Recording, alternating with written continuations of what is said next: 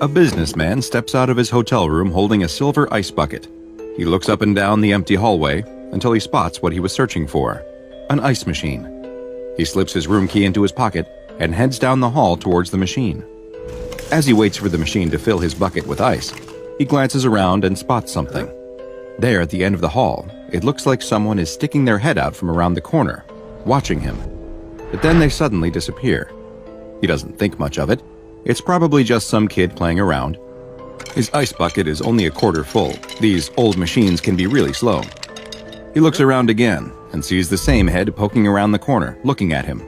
He thinks it might be a young girl, but as he squints to get a better look, she disappears around the corner once again. The ice machine finally finishes filling his bucket. He picks it up and starts to walk back towards his room, but stops. He turns around and looks down the hall to see the same girl there again, watching him with a creepy, unblinking stare. "Do you want something?" the man asks down the hallway, but there's no response from the girl. She simply keeps looking at him. "Are you just going to keep staring at me?" That's exactly what she does. The businessman is really starting to get annoyed now. All he wanted to do was unwind with a drink after a long day at a job site. Why does this girl want to keep messing with him? He starts walking down the hall towards her. "I don't know what you think you're playing at," the businessman says as he walks down the hallway in her direction. When he gets halfway to her, she disappears behind the corner once again. But the businessman keeps walking and talking to her.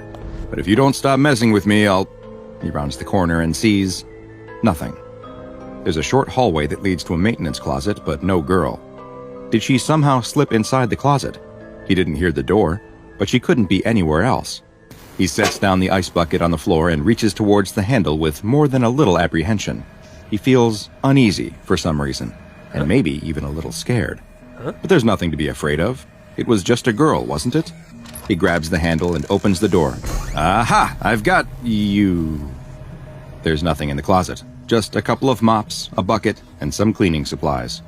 He pushes the mops aside as if she could somehow be hiding behind them, but no, there's no place to hide or secret doors to be found. He really must have imagined the whole thing.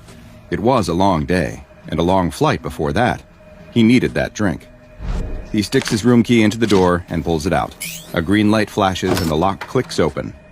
He grabs the handle to open the door when he realizes he's forgotten something. The ice bucket, the whole reason he left his room to begin with.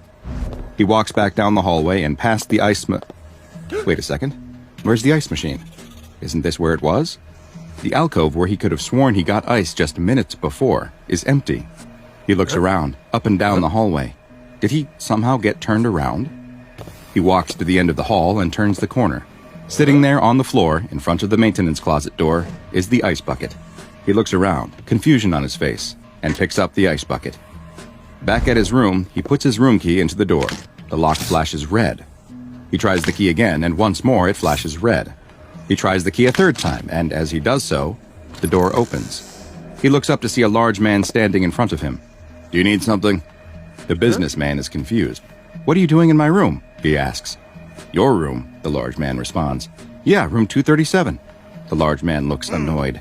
He shoves past the businessman and points across the hall. The businessman follows his finger's direction to see that he's pointing at another door, one that has the number 237 next to it on the wall. The businessman looks at the number next to the door he's been trying to unlock, 239. The businessman laughs nervously at his mistake as the large man pushes past him again and closes the door behind him. Back in his room, the businessman can finally sit down and pour himself a drink. He takes 2 ice cubes from the bucket and drops them in his glass before taking a long sip. He turns on the TV, but after watching for a few minutes, he finds that he's having a hard time concentrating. Whatever this show is, it moves too fast and he can't keep track of what's happening. He turns off the TV and picks up a book instead. Maybe some reading will help him to relax and get his bearings. He still feels really off. He opens the book, but gets confused. Is this the same book he bought in the airport? It looks like it's written in a foreign language. It's just a bunch of squiggles. He tosses the book on the table and yawns. It's not that late, but he's feeling really tired. He gets up, kicks off his shoes, and lies down on the bed without bothering to undress. He's too tired for that. He mumbles to himself for a moment, half awake, talking about how he needs to return that foreign book when he goes back to the airport. What were they trying to do selling him something he can't even read? He continues to mumble about the things he'll do to the cashier who sold him the book for a while until he finally drifts off to sleep. His eyes open. It's dark. He must have been sleeping for a while. The room is cold, too. He goes to pull the blankets up over him, but immediately realizes that he can't move. Try as he might, his body won't respond. Not a single muscle. Only his eyes seem to work. He's completely paralyzed. He can't even yell for help. What happened? And what is he going to do? Did he have a stroke? Is he dying? As his mind races through all the different possibilities, he suddenly sees something. From his bed in the dark room, he can just barely make out the door to his hotel room, and he is terrified by what he can see coming through it. A figure has appeared in the door, literally in the door, as if it is phasing through the solid wood. The man is scared to death as the thing fully enters his room and turns to look right at him. The man wants to scream, but his mouth is still completely numb. The figure starts crawling towards him. He can see now that it's small, smooth, and completely white. He fights as hard as he can, willing his body to move, but nothing happens. He can't so much as whisper. The thing climbs up onto the bed and sits down right on his chest. He prays that he is dreaming, telling himself to wake up over and over again as the creature leans his face in close to his. It seems as if it is somehow looking at him with its smooth, eyeless sockets. It tilts its head slightly to the side and... Welcome, I'm Dr. Bob, and we couldn't be happier that you've decided to stay with us as we delve into SCP-5172, an extremely dangerous anomaly that is known by the extremely non-threatening name of North American Hotel Ice Machines. SCP-5172 is a phenomenon that only affects guests staying at hotels located on the North American continent. It is unknown how or what causes these guests to become affected, but those that are will begin to notice something. Ice machines in the hallway of the hotel they are staying in. Now you might think this sounds perfectly normal. After all, don't most hotels have ice machines? If you just had this thought, then I have some bad news for you, because there is a high probability that you too may have been affected by SCP-5172. You see, ice machines are actually extremely uncommon in hotels, and it is likely that you have never actually seen one, or at least not a real one. Allow me to explain. In the 1950s, the founder of the Holiday Inn chain of hotels, Ken Williams, had an idea that he thought would set his hotel apart and attract customers, which was to offer more perks and amenities than his competitors. For example, he implemented a new policy where children would be allowed to stay for free, something most hotels charged extra for. Hotels at the time also had a policy of making their guests pay for ice, but Williams decided to change that by installing ice machines in his hotels. Sadly, the marketing stunt didn't work. The cost of the machines wasn't made up for in new customers, and the plan was discontinued by the mid-1960s. The vast majority of the machines were removed, with the rest being pulled from the hotels as they would break down, since they were no longer worth the expense of maintaining. Despite the fact that they only existed in hotels for a brief period of time, there is still a widely held belief among the public that ice machines can be found in nearly every hotel. In a poll of the general population conducted by the Foundation, over 80% of adults claim to have memories of seeing an ice machine in a hotel, a number that is quite literally impossible. Just where this mass delusion came from, or why it persists, is currently unknown, but it's theorized to be related to the SCP-5172 phenomenon in some way. The SCP Foundation first became aware of SCP-5172 in 1973 after a series of unsolved murders occurred at hotels in Winnipeg, Manitoba, Canada.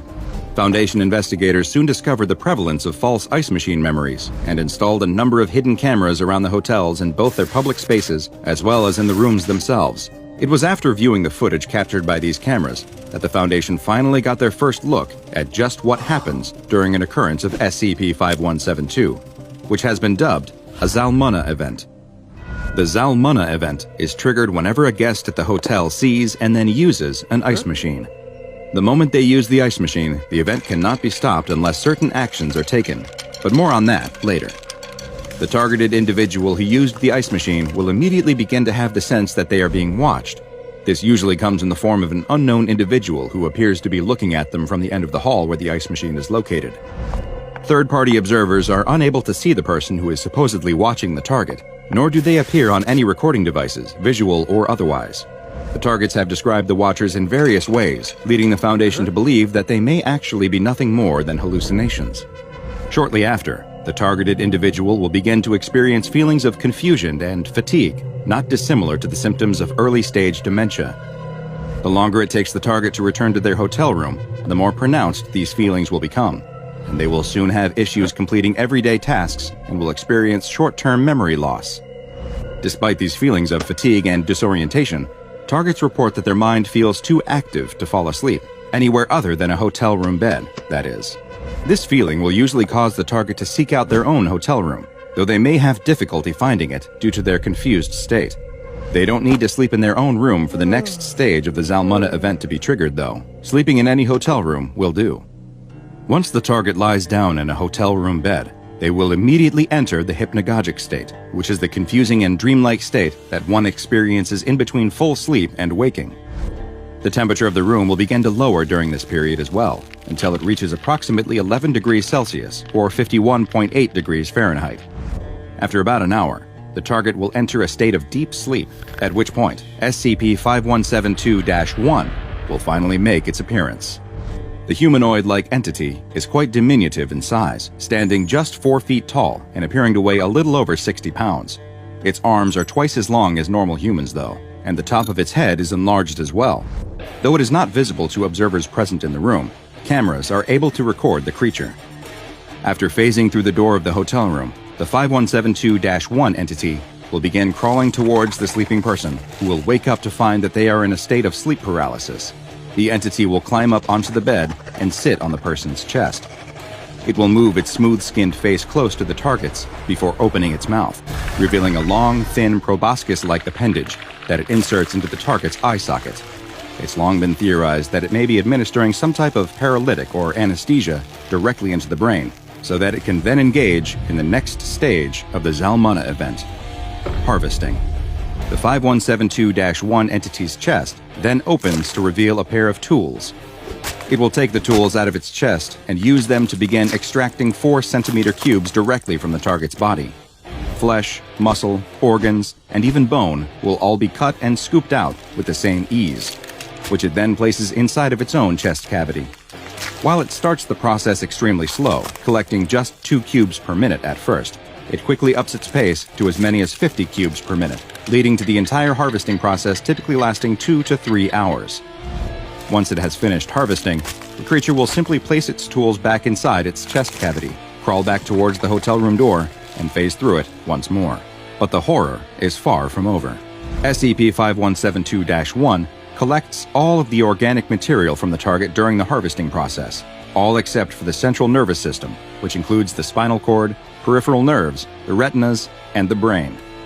These are left lying on the hotel room bed after 5172-1 carefully cut and scooped around them. And the truly horrifying aspect of the Zalmunna event is that the target is still alive at this point and will continue to live for several more hours in this condition.